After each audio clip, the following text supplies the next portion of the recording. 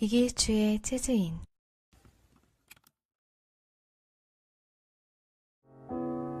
안녕하세요, 재즈인 청취자 여러분, 이길수입니다. 오늘은 밤을 잊은 당신에게 보내는 편지입니다. 혹은 하루 중에 밤처럼 고요하게 쉬고 계신 분들께 보내는 편지가 되겠네요. 여러분들은 오늘 어떤 하루를 보내셨나요? 지금 창밖에는 비가 내리고 컴컴한 어둠이 내리앉았습니다. 여러분들의 하루가 편안하길 바라고요. 오늘 따뜻한 음악과 함께하는 이길주의 재즈인 함께해 주실 거죠? 예전 방송에서 말씀드린 적이 있는 이야기인데요. 저는 20대 초에 버킷리스트를 만들었었습니다. 20대 때 하고 싶은 것들에 대한 리스트였는데 그 중에 키스절의 공연을 실제로 보는 것도 들어있었어요. 20대 후반쯤에 키스절의 트리오가 한국의 내한 공연을 오게 되면서 버킷리스트 중에 하나를 이루었던 기억이 있는데요. 제가 들었던 피아노 트리오 중에 가장 아름다웠던 연주로 기억하고 있습니다. 혹시 그 내한 공연에 오셨던 청취자분도 계실까요? 작년에 키스절의 트리오의 베이시스트였던 게리 피콕이 세상을 떠났고 최근에는 키스저렛이 아프다는 소식까지 들려오죠. 이제 더 이상 들을 수 없는 키스저렛 트리오의 연주라고 생각하니까 더 아름답게 느껴지는 것 같습니다. 키스저렛은 이런 말을 남겼습니다. 독창적인 연주를 들려주는 건 최종적인 목표가 아닙니다. 그때부터가 출발인 거죠. 무작정 독창적인 것이 무엇일지 고심하다 보면 진정으로 독창적인 연주자가 될 수 없습니다. 이보다 더 중요한 건 자신만의 가장 개인적인 감정을 얼마나 잘 표현할 수 있는가입니다. 라고 밝혔습니다. 이 방송 준비하면서 찾아본 인터뷰인데요. 개인적으로 마음에 와닿는 이야기였기도 했어요. 이 인터뷰를 읽는데 제 친구와 나누었던 이야기가 생각이 났습니다. 언젠가 저랑 친한 기타리스트 친구에게 물었었어요. 가장 좋아하는 뮤지션이 누구야? 키스저렛. 키스저렛? 기타리스트가 아니고? 이유가 뭔데? 그 사람의 연주는 그냥 그 사람 자체인 것 같아서 좋아. 키스저렛 트리오가 연주한 Blame It On My Youth로 오늘의 음악방송 시작하겠습니다.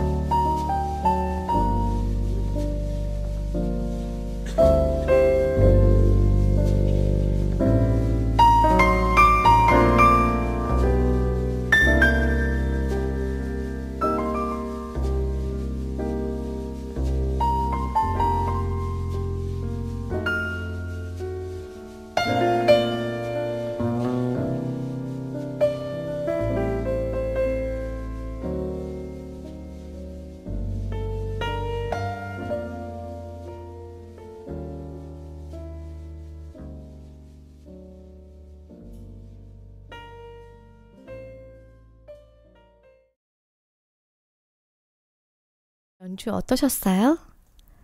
여러분들이 지키고 있는 밤에 그리고 오늘 하루에 다정한 법 같은 연주였길 바랍니다. 그럼 다음 음악 소개해 드리겠습니다. 다음으로 들려드릴 곡은 Both Sides Now인데요. 재즈 스탠더드는 아니고 제가 개인적으로 좋아하는 캐나다의 싱어송라이터인 조니 미첼이 작곡하고 작사한 곡입니다.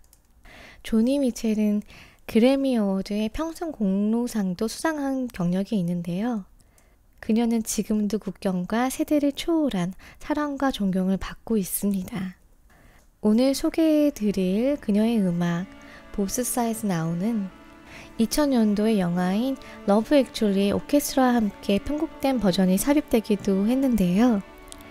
저는 개인적으로 여러 버전 중에 바로 이 2000년도의 버전을 가장 좋아합니다. 보스 사이즈 나오는 조니 미첼이 비행기를 타고 구름 아래에서 위를 지나면서 드는 생각을 담아낸 음악이라고 하는데요. 여러분 가사 궁금하시죠? 조금 길긴 한데 워낙 시적인 가사로 유명한 싱어송라이터고 제가 개인적으로도 좋아하는 가사이기 때문에 처음부터 끝까지 한번 읽어볼까 해요. 여러분들 준비되셨죠? 천사의 머릿결 같은 연속과 흐름, 공중에 떠있는 아이스크림 성, 그 사이를 흐르는 수많은 계곡들. 나는 구름을 그렇게만 봐왔어요. 그런데 지금 구름은 해를 가리고 서서는 모두에게 비와 눈만을 뿌리고 있네요. 해야 할 일이 많은데 구름은 그런 날 막아섰죠. 난 그렇게 구름의 양쪽 면을 다 보았어요. 위부터 아래까지. 그런데 지금 다시 생각해보면 내게 구름들은 그저 기억 속에 있는 환상이라서 난 아직도 구름을 모르겠어요. 달과 6월과 대관람차. 동화 같은 이야기가 현실로 다가왔을 때의 그 어지러운 느낌. 난 사랑을 그렇게만 봐왔어요. 그러나 지금 무대엔 새로운 막이 오르고 당신이 떠날 때 사람들은 날 보고 웃어댔었죠.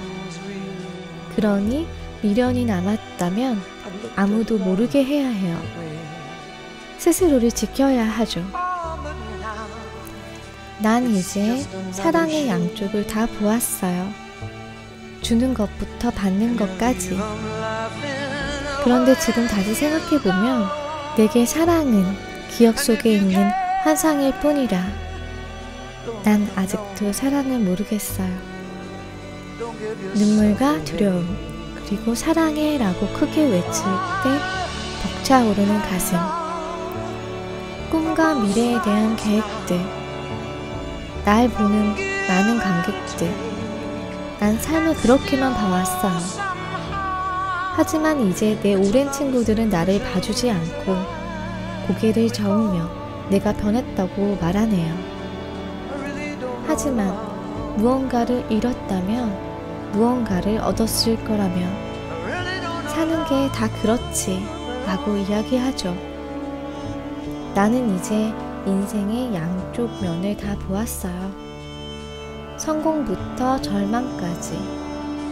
그러나 지금 다시 생각해보면 내가 기억하는 삶은 기억 속에 있는 환상일 뿐이라 여전히 인생은 무엇인지 모르겠어요.